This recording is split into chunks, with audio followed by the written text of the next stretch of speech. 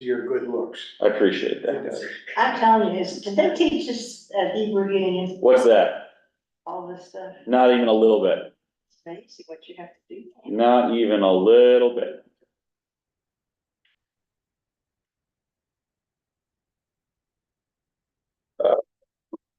But this is my friend Harriet. Hello, hello. We met a few moments ago. Come on in. You know, how many grandmas do you have here? Three. He's one of them. He is indeed. Oh, okay. Junior, senior? In the middle. I've been here for 10.5 years. Okay. We're You know, seniors, it's he's great. not. That's You know what, I was impressed with the pictures of all the hostages out there. I'll take your ring off. Aileen, can you just chime in so that we know that the audio is working?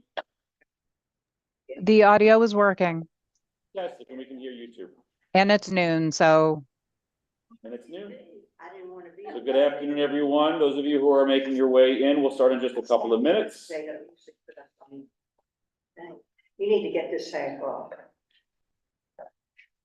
Oh, you're so. Hi.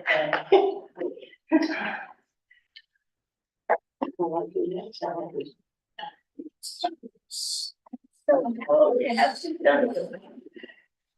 I'm so good. We had another episode, he was in for. Aileen, can you make me a co-host so I can let folks in as well as do my share? sure. If I could find you on here. Which one are you? There we go. Me. Oh, it always flips back and forth. If I make you the host, then I don't become the host anymore. Make me a co-host. I can't do that. I don't have the option. You sure? 100% positive. This happens all the time. I'll try making you the host and then you'll try making me co-host. There you go.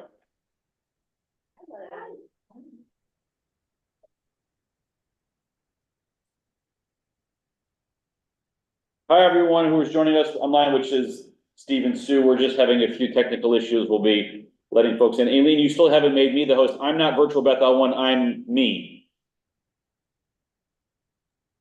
I've lost all functionality on making people host or co-host, That was hysterical. and I don't know why.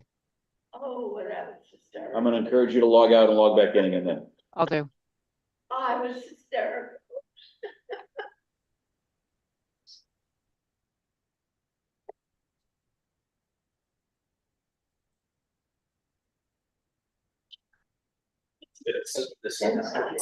Working before getting rid of it.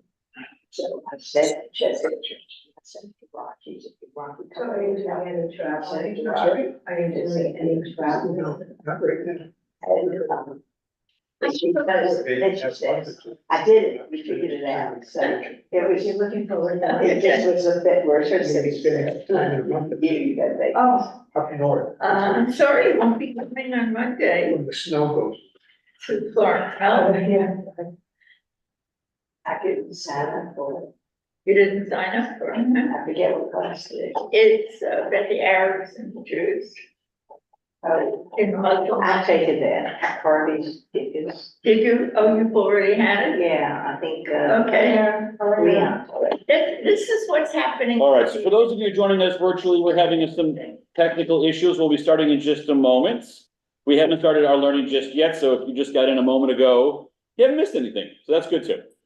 We should be ready to go in just about a moment. Aileen, if you wouldn't mind rejoining just audio so that we know that you're good, you've got the functionality you need.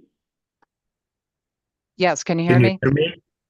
Yes, Steve, we can hear you. Aileen, we can hear you. I think that we are technically now in a place that we can begin. Correct. Okay. All right, and you should see, for those of you watching at home, you should see the screen share of the source sheets, which I'm gonna try to make a little bit bigger, because why not? And for those of you in the room, if you didn't bring your source sheets back from last week, here are source sheets, they're the same from last week, and if you had yours from last week, don't reason to get a new one, because they're the same. Thanks. All right. Now we are, as they say, cooking with gas. Rabbi Reiner, not to put you on the spot, we have a wonderful view of your midsection. You may want to adjust your camera, but if not, it's a lovely plaid shirt you're wearing today.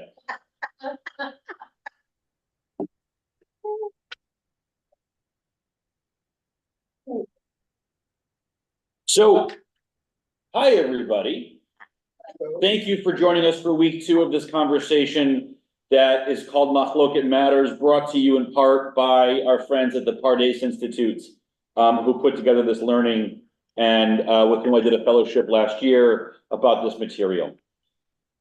The ideas involved in this are the notion that debate, disagreements, a variety of opinions, a majority opinion, a minority opinion, an opinion that is in part minority, in part majority, that all of this is essential to the Jewish worldview.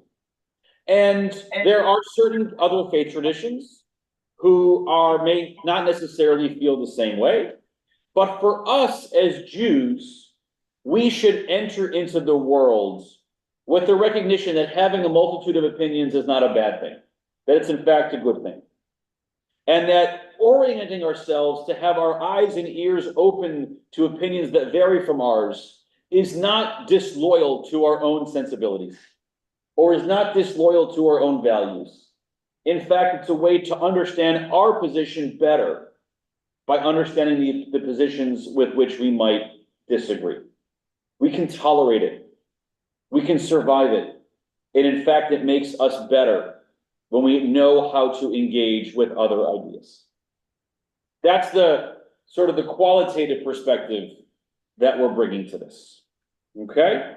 Rabbi. Yes, Margaret. It's my fault because I don't sense of time. So this is. Well, I'm not looking at text just yet. I'm just talking here. Is this the beginning of this type of thing? Because in the Greek, you have the Socratic method. Yeah. What's the timeline? So it's a great. So Margaret's question is a great one, which is what's the timeline? And the answer is that we can put a couple of anchors to this position. Position number one is that the biblical text doesn't really talk about specifically and directly, here's how you should think. The biblical text, which is somewhere between 2,500 and 1,500 and 3,000 years old, depending on which book we're talking about. The prophetic books are later, but the text of Torah comes earlier, is fairly, this is the statements, do with it what you might. The idea of thinking about the text in this way emanates within our tradition in what we call the rabbinic period. And the rabbinic period starts somewhere in between sort of the year 0-ish, all the way through the year 200. The year 200 is when the Mishnah was first, for lack of a better word, publicized. And the Mishnah was the first description of life in the rabbinic mind. It was a response to the destruction of the temple in Jerusalem in the year 70. And it was the imagining of a Judaism that didn't rely upon the temple and temple sacrifice to take place. That doesn't mean that all the ideas in the Mishnah only emanated then, but that's the earliest record that we have of a conversation like that. So if we're going to ask ourselves, when do we first know that this idea was in place? That's a good place to pin it, around the year 200. We don't really know how much earlier than that the ideas started percolating. We know that they were, because we know that the ideas in the Mishnah, some of them take their roots all the way back in Torah. But how and when it came to be what we understand it to be, we really have the historical record is blank. So we can't really answer that question. So that's a little bit after the Greeks by about half a millennium. Right? And there is no question, right? We don't need to be self-congratulatory. There is no question that there were elements of Greek culture and elements of Greek experience that impacted the Jewish community, right? Sometimes it influenced us to make us go the other way. If you look at it, the whole Hanukkah story is at least some Jews rebelling against the imposition of Greek culture. However, if we fast forward about 300 or 400 years till 500-600 BC, 500-600 CE, and we see the origins of the Pesach Seder, all of the great scholarship about the Pesach Seder would suggest that the idea of the Greek symposium had a huge influence on the creation of the Pesach Seder as a ritual, as a way to fulfill some of the obligations that were set aside in Torah, that we should retell the story of the Exodus every year and do so in a ritualized way. And this is sort of tangential, but as an example, what makes the Pesach Seder not simply a Greek symposium are some of the structures and limitations, right? At a symposium, it's drink all the wine that you want. At a Seder, it's have 4 cups of wine. And that's one example. So there's no question that certain modalities and methodologies may have been imported, but the content was specifically ours. So, yes, How does that work between the Sephardic and the Ashkenazi? we are way before the break between Sephardim and Ashkenazim, right? The Sephardim and Ashkenazim as an ethnic group really didn't come into being until around the end of the first millennium of the Common Era. So the early rabbis, the rabbis of the Mishnaic period of the land of Israel, the early rabbis of the Babylonian Talmud of Babylonia are in a community before the dispersion to the various communities that became Ashkenazi and Sephardi. It's a good question. And here's how it links back. We know, if we fast forward to 500 or 600 or 800 years to the Ashkenazim and the Sephardim, that within the unified Jewish community of there being one, there were plenty of places in which the Ashkenazim and the Sephardim simply disagreed. They didn't go to war over it. They didn't hold each other as evil for it, right? So the Sephardim ate rice at Pesach, right? And the expectation was that if you were Sephardi, if you were traveling in the Ashkenazi community, you wouldn't flaunt the idea that you were eating rice during the week of Pesach. And the Ashkenazi wouldn't judge you for it, and vice versa. And there are other examples of Jewish practice where the differences between the Ashkenazim and the Sephardim, and then the second group of Jews where practices began to diverge was between Jews from the land of Israel and Jews from Chutz La'aretz, Jews from outside the land of Israel. And there are certain practices, they're fairly minor, but they're not insubstantial, where there are different practices between Jews in the land of Israel and Jews outside, right? The good example is, how many days is Yom Tov? If you're a Jew from the land of Israel, it's 1 day. If you're a diaspora Jew, it's 2 days in most communities. And so what do you do if you're one Jew from one community practicing the other? And there are some rules as to how you're supposed to be respectful of your neighbor. Those are not seen as these major disagreements, some that we might see. But in part, it's this notion that Jews are trained and taught to disagree agreeably, fervently, but agreeably. That is what this is going to be focusing on as we continue the conversation. Do we feel well oriented? Okay. One more question. I may answer it, we'll see. How does that relate to the Hasidim, and the Reform? Okay, so you're getting a little, the question was, how does this notion relate to the Hasidism, to, for example, Haredi Jews and Reform Jews, if we're going to hold them up as paragons on opposite ends of some spectrum? So, from the Reform perspective, right? And in the Reform perspective, our perspective is that these various approaches to Judaism are all equally legitimate, although I will say that there was a time in which that wasn't the case, right? The early Reformers were not suggesting in their mind an alternative form of Judaism. And this is something that took me a little while to wrap my mind around.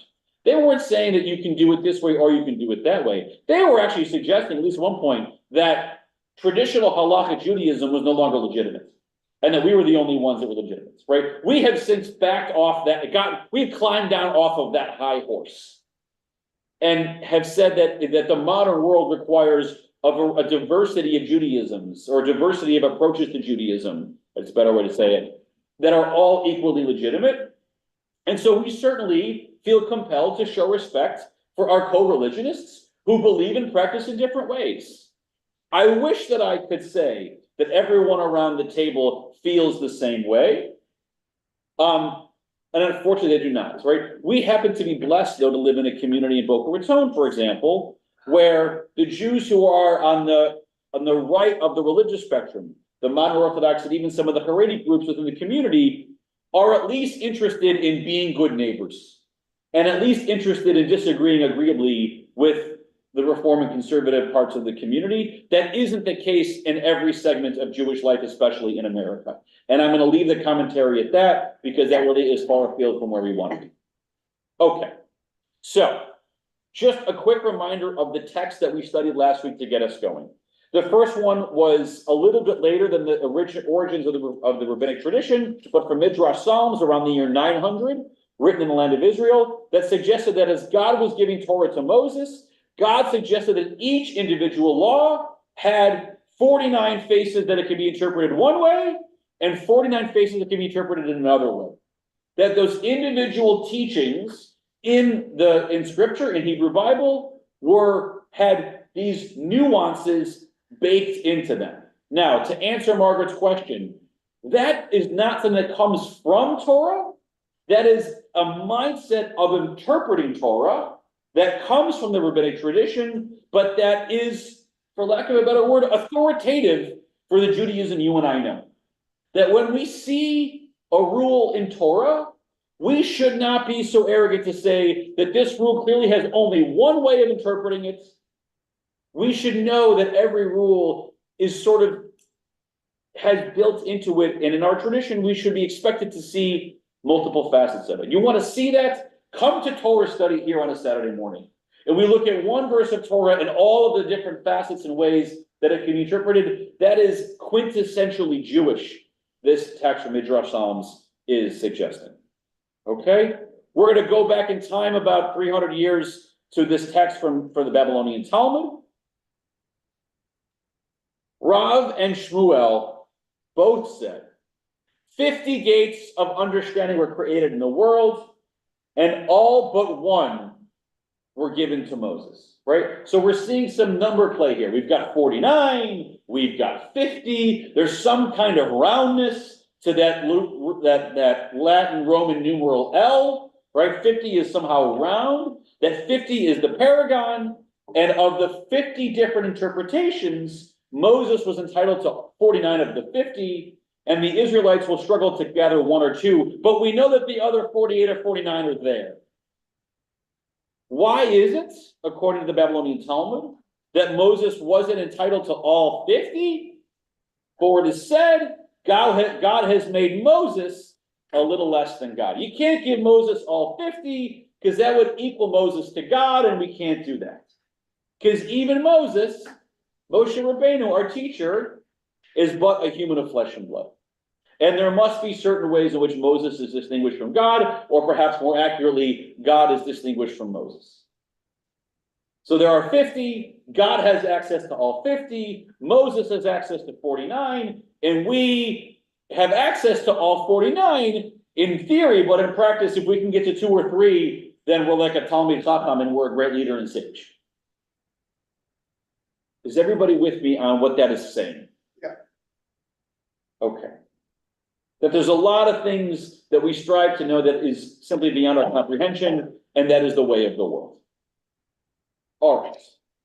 To roll back another 400 years, Mishnah Avot, right? So Pirkei Avot, those ethics of the fathers, those aphorisms that we refer to so frequently, that is part of that collection that we call the Mishnah from around the year 200.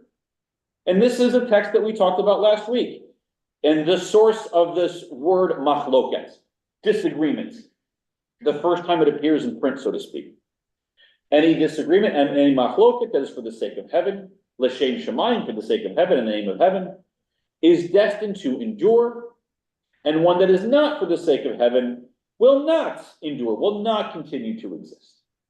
So if you are disagreeing in a way that your disagreement serves the heavenly cause, you're going to know that, because that disagreement, what does it mean, will not endure? That will endure. What is a disagreement that endures? That makes sense. It doesn't go away. How do you make a disagreement go away? Get the other person to agree with you. So you get them to agree, or maybe it becomes clear what the answer is, right? I think I would suggest that a machloket l'shem shamayim, a machloket that endures, that is of the sake of heaven, is one that no matter how many times you turn it over, turn it over, and turn it over, there is still room for rights on both sides. There's still room for right on both, and we may lean one way or the other. We may choose to follow one teaching or the other, but we never say the conversation has been concluded. It's always worth revisiting. And those conversations, those machlokot that are not l'shem shamayim, are ones that eventually come to a conclusion, right? So, for example, what is a disagreement that is for the sake of heaven? The disagreements between Hillel and Shammai. And the one that I often refer to is the one about how do we light the Hanukkah candles? We light them 8 first night and down to 1, or vice versa. Now, it has become our practice for the last 2,000 years to practice according to Hillel. But we never said that Shammai was wrong. It's just that Hillel was a little more right. Of the various facets, we lean one way or the other, and we continue to lean that way. But if anyone who decided to light their menorah following Shammai is still fulfilling the mitzvah of lighting the menorah. Anyone who chooses to eat rice on Pesach is still fulfilling the mitzvah of abstaining from chametz. Another example. But this is all just relevant to the Torah, not real life. Yes, we're grounding this. It's a great way. This is about Torah. This is a Jewish principle, right? What we're doing here is we're undergirding how this principle applies in Judaism, so that we can begin to make it our own mental muscle memory, right? Because what the principle of this larger teaching is that it's not just that the rabbis were giving us a principle for debating Jewish ideas. They were giving us a roadmap for a happy and good life. And that walking around the world with the idea that a machloket and machlokot are good for humanity and good for our relationships, that is what the ulterior motive of all this is. But you have to know how to operate on that principle and how to see it and how to think that way in order to export it outside of just Jewish life. And that's where we're going with this. So what is a machloket lo b'shem shamayim? It is not for the sake of heaven. The disagreement between Korach and his group. Right? So who is Korach? Korach led a mutiny against Aaron and Moses. Right? Under what girding? Well, that Korach thought that Moses was getting too big for his britches. And who was he to think that he was the one that God should be the one to be the leader? Right? Of course, we know that Moses was the one that God wanted to be the leader. How do we know that? Because God told us that God wanted to be Moses to be the leader. And when Korach questioned that, Margaret, what happened? He got swallowed up into the earth. Right? That machloket has come to an end. Because the people who would suggest that Korach should be the leader got swallowed up by the earth. So in some ways, the proof is in the pudding. Right? In a different conversation in the prophetic text about how do you know who's a false prophet? Well, one way you know who's a false prophet is the prophecies don't come true. Then you know. Right? Sometimes you just know from what happens. But here we are, this notion that we do know that there are some debates that even if they are raised fervently in a particular generation or a particular group, if over time that opinion just is no longer held, then we know that there was something lacking in the first place. I will admit, this is at best intellectually squishy. It's not clear from the outset whether the debate is l'shem shamayim. Part of it is yesh lo follow, if it has an ending or not, if it endures or not. Then you kind of know. All right. This is, I believe, well, we got to this point, right? So in a commentary on Mishnah Avot from the late 13th, early 14th century, this is the beginning of page 2. We have this comment from the Meiri. So how do you know if it's l'shem shamayim? Well, Hillel and Shammai, one would rule, and the other would disagree to try to understand the truth, right? That it was in some ways not a game of win or lose, but it was a mental and intellectual exercise. The purpose What brought Hillel to the argument table, what brought Shammai to the argument table was not to be right or wrong or to win the argument, but was just to understand the issue better. Right? This is the great example of that wonderful aphorism, God gave you 2 ears and 1 mouth. That you should listen more than you speak. But it's true, when you go to a table, any committee or something, you have good heads together, everyone comes up with a different idea maybe, and Yeah, look at something. yeah, so Margaret's suggesting that, like, we know this is reality, that you're often gonna get a better understanding of whatever issue is, the more minds you put around the table. Until you get to there's too many cooks in the kitchen, but there's a happy medium there, right? But more than the efficacy, it's the attitude. The attitude of Hillel and Shammai was not only am I arguing to try to understand better, but full faith in the parties with whom they were arguing, that they were arguing from the same place as well.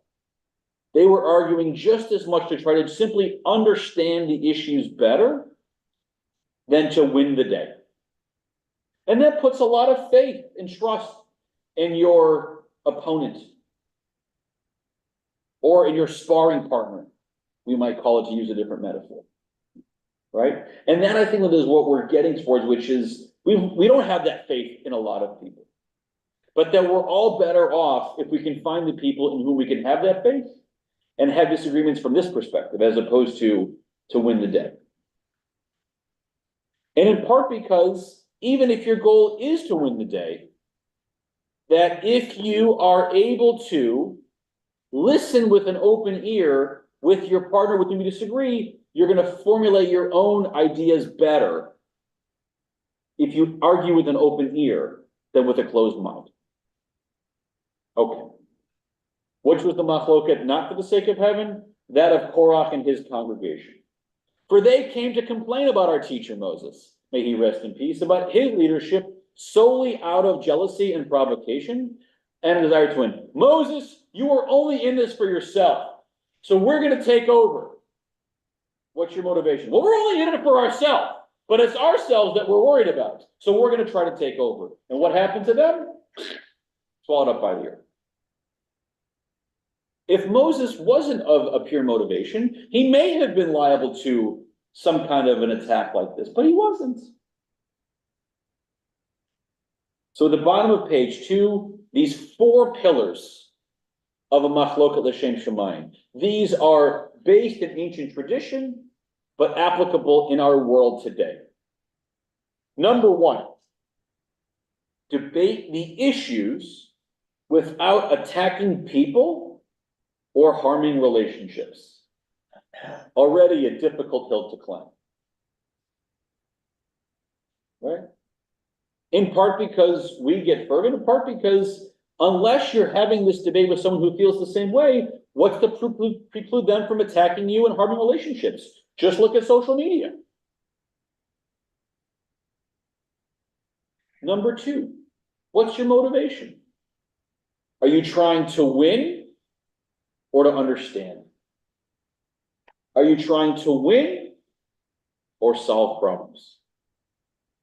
Right? This is where I don't envy litigators. Right? If you're a litigator, you have an ethical obligation to your client to try to win.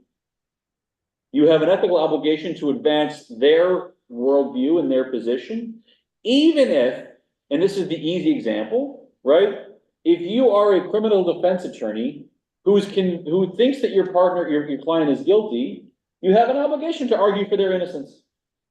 Or if you are a corporate litigator who thinks that your client has done wrong, but they're your client, you have an obligation to try to win on their behalf, even if you think winning is bad for society. Right now, the practice of law in 21st century America is not a Mahloket L'Shem Shamayim. It's a different kind of undertaking. Right?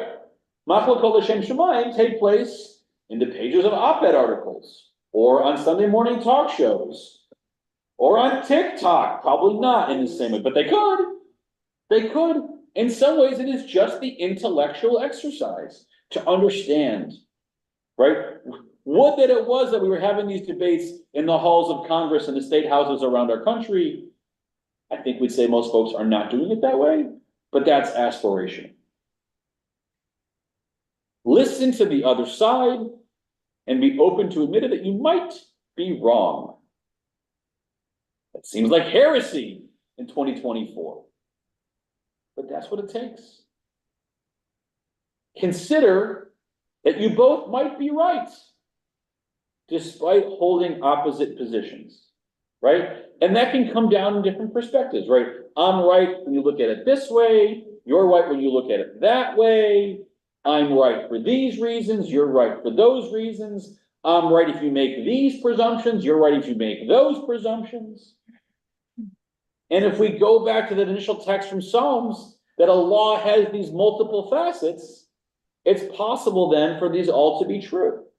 What I struggle with personally is with this original text, that the law as given has multiple facets to it. Because I think I'm inclined, I want there to be a single right answer. I think the world makes more sense when there's a single right answer. And it is more intellectually challenging for me if I have to sit with the idea that actually there isn't a right answer. That's hard. That's hard.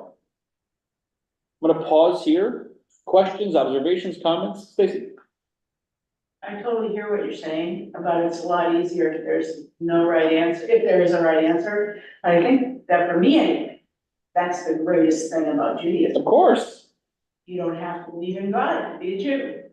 And that the text is not fixed. It gets to change, you know, your interpretation of it changes over time. So it's like the whole practice of Judaism, what is a good Jew? If you're asking yourself that, you're probably a pretty good Jew. I mean, it's like the whole, everything is, there's no fixed right answer. I'm gonna nuance that a little bit. I disagree. It's not that there's not a fixed right answer. Yeah. It's that there is a multiplicity of right answers. But this notion does not preclude that there are wrong answers. Right? There are plenty of interpretations that are not of the 49, that are outside what is considered to be acceptable. Right? And so it's not a complete free-for-all. It's just that, and this is where it takes a whole bunch of humility, right? Because if you're sitting in debate with somebody, it's easy to say that's just wrong. The hard but better work is to say, how could this be right? How could this land and be a different interpretation? But if you do that, you make yourself better. And you make your understanding better. You're allowed to say between these competing values that, like, I'm going to go with my way. But if you can challenge yourself to see how they're right, it's going to be better for you. But that does mean you can also say, no, I think that's just, Korach was just wrong. That's okay too. Yeah, so you use the word humility. Mm-hmm. And as I'm reading over these and contemplating it, the one word that comes up for me is ego in our human lives. Yeah. Winning, not denigrating the other person. Sure. So it does involve coming from a posture of kind of suppressing your ego so you can hear. Yeah. So suppressing your ego and humility are tied. I will say I'm in the midst of a beginning of the study of Musar. And what's interesting in the study of Musar is it holds out various values like humility. And certainly the idea of ego is humility gone too far. But in the Musar tradition, it also warns against having too much humility. You can be too humble. You can be afraid to stand up for what you know to be right, in deference to everybody else. That is a dearth of humility and also problematic. Margaret. When you say ego, it's very interesting because I believe that the brain is made up differently, different people. Okay. So I think some people do not have an ability to have that openness, that there's a fixed belief and maybe, or fixed way. And perhaps it could have been from, early education or whatever. Yeah. But it could also just be the way their makeup is. So Yeah. if there's not an ability to have that thing, and it's not their fault, I mean, it's just Right. that's how it is. Right. So they have a different way of thinking, maybe. So Morgan, if I amplify your notion that we just, we all have our own uniquenesses, right? The challenge of living in society, right? The society can be 2 people, or 5 people, or 330 million people, or 8 billion people, is the tension between, do I want to be completely free to do whatever I want to do?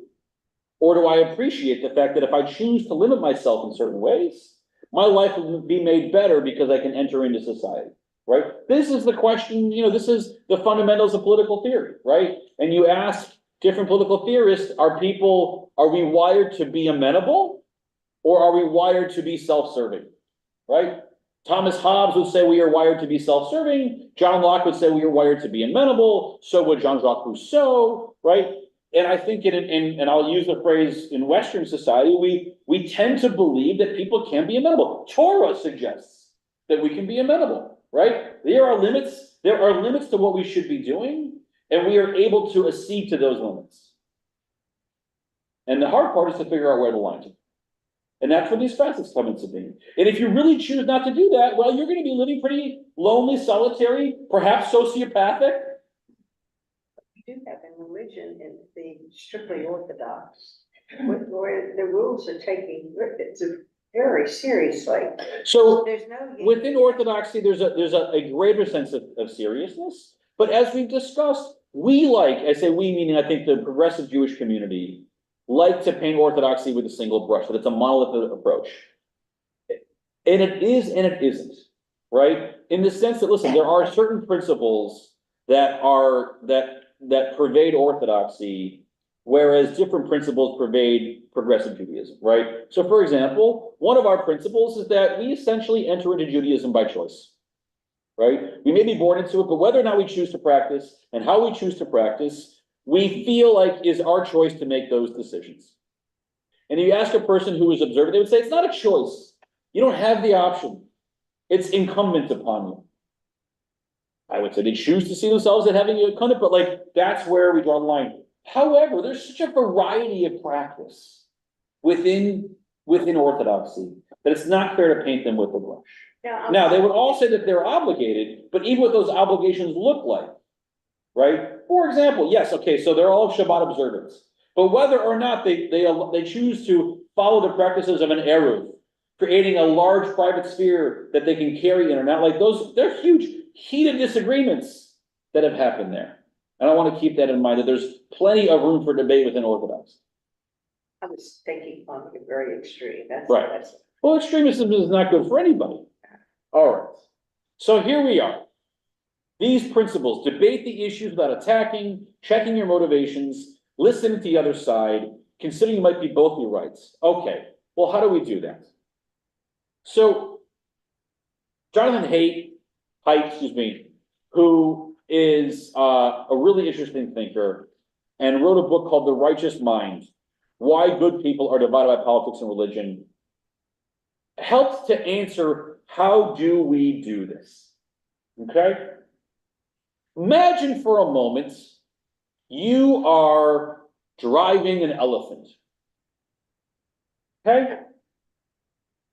Elephants are not small animals. They're quite powerful. How easy is it to get an elephant to change course?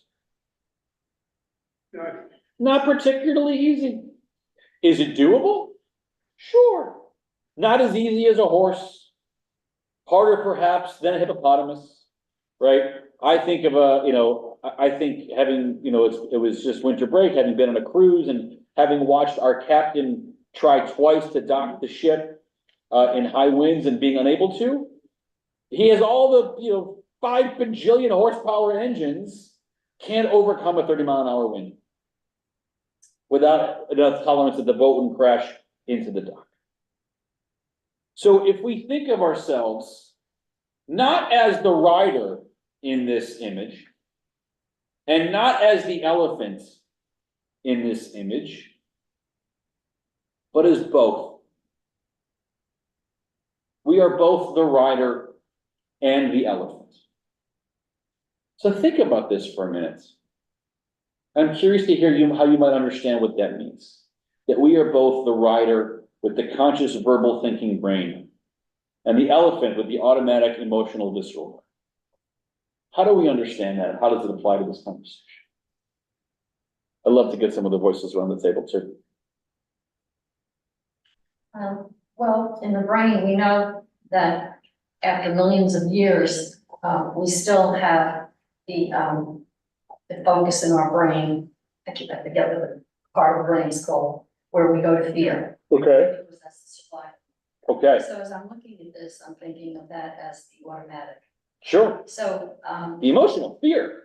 Yeah. Yeah. and so the first thing that the conscious mind has to do is to have an awareness of, oh, am I responding out of that knee-jerk fear? And if I am, how do I mitigate that? What do I bring to temper it? Okay. So in case those at home couldn't hear, the suggestion was that, listen, we have, for example, we have a part of our brain that it responds to fear. And we respond to fear, it's often very reactive, very protective.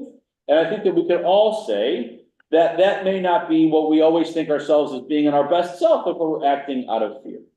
But the challenge is having the awareness to know that our brain is acting that way, and that takes that conscious verbal thinking brain to be aware of it and perhaps to mitigate it. I think it's a great example of this phenomenon, right? Yes. I have come to learn, like the rider and the elephant, that living is often a compromise. And if I go into a situation, an imperfect situation, the way things are, I'm already softened by the notion that if I can have some, it's better than none.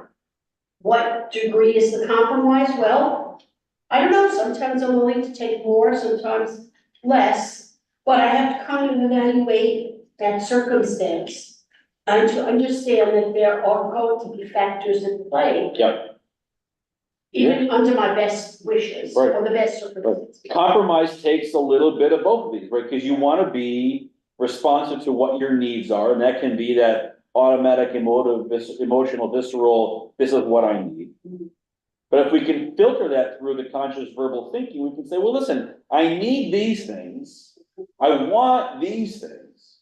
And anyone who's ever read the book 7 Habits of Highly Effective People by Stephen Covey, when he talks about negotiation, he reminds us that most negotiators, when they go into it, they enter the negotiation from the perspective of, I want to try to extract as much of what I can from my opponent in the negotiation.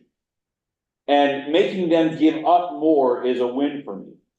But what happens is that often leads to different parties in what he would describe to be a win-lose scenario. But actually, if you can enter into a negotiation knowing that you're going to come out with either one of two outcomes, either win-win or no deal. And then if both parties enter into it with that perspective, you're actually more likely to get what you want out of it. You get that win-win. I think that's a great modern example of this notion of Mahloket L'Shem Shemayim and the 49 principles of 4949 piece. But the reason why Covey had to put that in the book is because most people don't think that way. They go into it saying, what can I get out of the other? Compromise isn't easy, right? And as hard as it is for me to want to compromise, it's even harder to make sure that the person I'm working with wants to compromise as well. And Covey would say, if that's not your person, then no deal. Find somebody else. I just want to back that up with, I learned a little bit about that principle from economics, opportunity cost. Yeah, for sure. Opportunity costs are a big win. You know, I would say that opportunity costs and like the sunken cost fallacy, I've already put all this, I had to see it to the end because I put so much into it. That is the example of that elephant thinking, right? Think about for a moment how an elephant moves. How does an elephant move? Sways. Slow and sways and powerful, right? And so there's another piece of all of this, which is, and I think it speaks to the economic principles, that an elephant moving has some inertia, right? It takes a lot of energy to stop the elephant from going. And the easy thing to do is to not expend that energy and just to let the elephant keep on keeping on. you think about that for your thinking, how much energy it takes to take the time to change your thinking, to change or challenge your presumptions. That's an expansion of energy. That, I'm not sure that's a word, but that's expending energy that we often don't want to do. But that our verbal thinking conscious brain can convince us it's the right thing to do.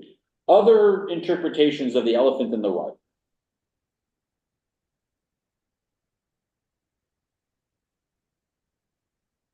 I think you're talking about two different types of animals. The right of way, the human being, which is an animal. But we're both. I want to make that. We're not the elephant in this example, and we're not the right. As an example. We're both. We have both Oh, of I these see in who what we you're are. saying. Well, We have both of these who we so are. the part of us that's the human, of the rider, so to speak. Yeah. Has certain, desires and certain goal in mind, so to speak. And the elephant may not. Yeah. Yeah. The elephant has, could care less maybe. And by the way, as challenging as it is for us to wrap our minds around the facts that we are both an elephant and a rider, and to be attuned to when we are acting either as the elephant and or as the rider, what else would it behoove us to be aware of in a debate? Whether and how our debating opponent is acting as an elephant or as a rider. Because what you don't want to do is to be the person trying to stop the elephant all on your own.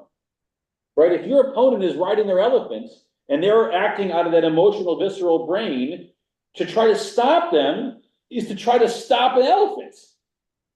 That is not going to go well. What do you need to do? You need to play to their conscious verbal thinking brain to see if they can get control of their own elephants. But then you got to try to think like them. And that is the beauty and the challenge of what this is all about. It challenges you to think like them. Just like Hillel was celebrated for challenging himself, and Beit Hillel, the house of Hillel, challenging themselves to think like Shammai. So if we get to know our opponent, Yeah. if we get to understand what makes them tick, what their motivations are, what, isn't there a risk of being manipulative? Or is being manipulative a component, if it is done with the purest thinking, a component of getting what you want? Yeah. So the word manipulative is a really interesting word. What does that mean to you? Control. Control. Well, it sounds like it's negative. It sounds like it. So listen, at the end of all of this, if you strip this all down. Even if I wanted to, for the greater good, Right. I can use it as a tool. I've done it as a teacher. Yeah. Parents do it all the time. Right. So I would say that maybe it's manipulative. But I think it's also in keeping this idea that there are multiple things. Listen, I'm thinking of the child, right? I'm thinking of my own children, right? Who very often end up in the elephant space, right? And they get that tunnel vision. I want this. I want it right now. I only want this. And if I don't get this, I'm going to. And we have the awareness of adults to help them find their rider. Well, listen, we could do it that way. However, if we did it a different way, there may be benefits that you haven't in this moment been thinking about, right? And that can be manipulative and bribery. If you do it my way, you get ice cream. Well, there's a part of the brain that likes ice cream and that works, right? Is that manipulative? Probably. I think a more aspirational way is to help them understand that the long term, that the longer term outcomes would be better. They will get more of what they want if they do it this way, right? This isn't listen, you can fight me for 10 minutes or you can go brush your teeth now. But that TV's gonna go on once you've brushed your teeth. And you have an end time. So the sooner you go brush your teeth, the more TV you get to watch. Is that manipulative? Is that just logic and reason? Incentivize. It's incentivizing, right? And you're playing to their multiple, and You're helping. as opposed to only seeing them as an elephant and grabbing them by the scruff of their neck and dragging them to where they need to go. And that is not above me as a father either. I've had to do that before as well. I don't like having to do that, but there are times in which, especially with children, they really are completely, they have, the rider has lost, the elephant has lost its rider. But it's different with adults. Of course it is. Of course it is. And to me, the challenge is if you're the one that's initiating the conversation, so you'll understand better, that I think it's, you risk harming. the- it is different from adults, so that's the point, right? Right. Our reactions are different, but I actually think that adults are just as likely to engage in the grabbing them by the scruff of their neck verbally, right? Right? And that's when you enter into the ad hominem attacks, right? You start calling them names, you start insulting their mothers, you do all those things, which are, I think, the verbal equivalent of what you do to a child, which is grab them by the arm and take them where they need to go, because you just physically overpower them. When you start to rely on, as it suggests, the attacking people, harm relationships, you're trying to verbally overpower them just to end the conversation. No one likes having that done to them. It's not an effective tool, and a bunch of folks do it. But even if you're not, if the other person's not coming from the same place Yeah. that you are, they might not be listening. Right. And so it doesn't matter how nice you're being about what you're saying, Uh-huh. you're just hearing. But what is the goal of the interchange? Is the goal of the interchange to win? If the goal of the interchange is to win, when your opponent does that, you're gonna have to shut down also. Because now there's no longer you don't have the tension on the line to keep the conversation going. Right? But if you're entering into this in the headspace of, I'm just trying to understand, you can just sort of sit back and pause. Because you realize that in my pursuit of understanding, there's nothing further to understand coming out of my mouth at this point, and I can stop. And then I can say, what's the next question that I can ask to try to reactivate their rider, as opposed to staying activated by their elephant, right? One of the challenging pieces and the beauty of this is that you try to stay in control of your own thoughts and reactions at all times. Is it manipulative? Maybe a little bit. But it's for the good. It's to understand. And when that's the goal, as opposed to just winning the arguments, you have to get less anxious when you feel like their elephant is running away. Because that eventually that elephant will eventually stop. And you can pick up where it is. No need to chase. I think that rider, who is one person to the elephant, but the rider part has to at some point realize that the elephant part is what it is. Yeah. And you have to kind of go with it. Yep. Yep. And then at that point, maybe the elephant will realize that thing that weighs 1 ounce on him, he can be a little more careful. Who knows? Be aware of your rider. Be aware of your elephant. Be aware of their rider. Be aware of their elephant. And be aware of which part of you are you trying to activate, and in contention with which part of them. Elephant v. elephant, no good. You're pretty smart though. So when you're dealing with children, Uh-huh. we're trying to inculcate in them more, For sure. cognitive responses. Yeah. Whereas they're much more in pleasure. Yeah. So use your word manipulate. Sometimes maybe if you want to get them to do something, rather than trying to describe why it's important for them to do their homework and then see the TV show, give them the ice cream, and while they're having the ice cream, explain it to them. For sure. For sure. With children, it's interesting because I agree with you that like part of our jobs as adults and as grown-ups and as parents is to teach them how to think that way. But the challenge is that you're also responsible when they're not doing it. I mean, I'll use an example. Where we were on a trip a few weeks ago, one of my daughters was having a difficulty following the rules. And at first, she was just sort of acting out.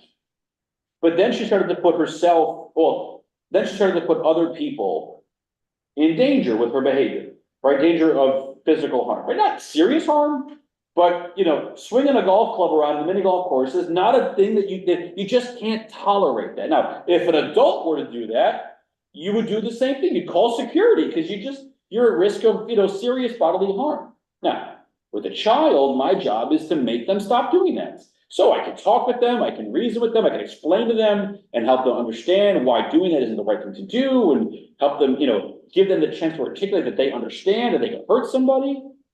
And then when they do it again, now we're dragging you across the ship back to the room, right? Which is what happened, right? And then there were a lot of tears. And all, and eventually the writer got the elephant back under control. And we talked about, not only why we shouldn't do that, but we gave them a chance to articulate what was motivating to go there. But children are, because they don't quite have this capability. What was the motivation? I wanna hear this. Oh, they were frustrated because the things weren't going the way they wanted to. It was all the ship's fault. It always is, right? I mean, that was one of the challenges, was that everything that went wrong was external, somebody else's fault. Maybe it's because you're playing mini golf on a moving sailing ship. And you're not pretty good at the first place because you're 8, right? Well, I couldn't, and so rather than just this, in part was just that it was her own reasonable limitations of what she could and couldn't do. But her sense of self would not allow for her not to be good at this. It had to be her sisters were distracting her cousins were getting in the way, it was the club's fault, it was the ground's fault. And so she started swinging that club at everything in a round, not even ours. We had to disengage from the whole conversation. What I'm finding challenging these days, as I get older, I have a little more clarity, is understanding and accepting of the choices that are possible, living with them when none of them are really good. And we have that so often today. So I kind of have to work on that a lot. Can you give an example that you're comfortable, if you're comfortable? Let me see. This is a very minor example, but I'll give an example. I like to travel, my husband and I like to travel, but we have limitations these days. And so it's just frustrating for the time that I have left, the resources I have left. So none of them are good, and it's frustrating. So, the world is not my oyster anymore.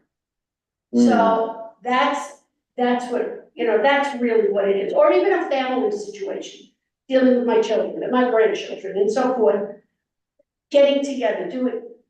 So again, that's a little more emotional, but not a big deal. But there are large problems in the world.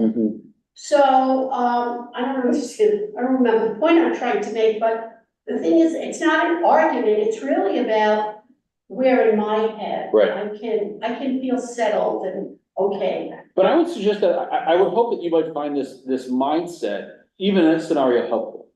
Because I think what this mindset is trying to break down is the binary good and bad, right and wrong, right? This mindset is trying to nuance that to say that around a debate, there are a variety of opinions that have rightness to them and goodness to them. But there's some that just don't. There's some that just don't, right? But in this instance, and that's yes and.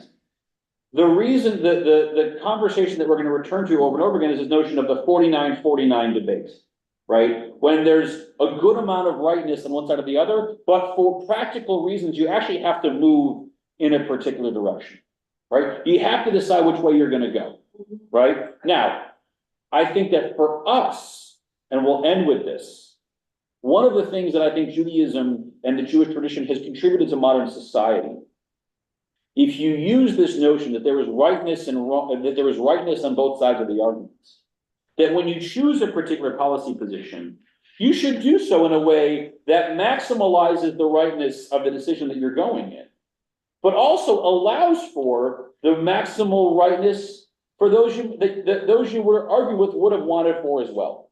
And I'm going to use a particularly charged example in this as to why I think, how I think. And this is the conversation around abortion rights in this country. Okay? Listen, I believe and I trust that there are millions of people in this world who believe that the act of ending the life of a fetus is an act of murder.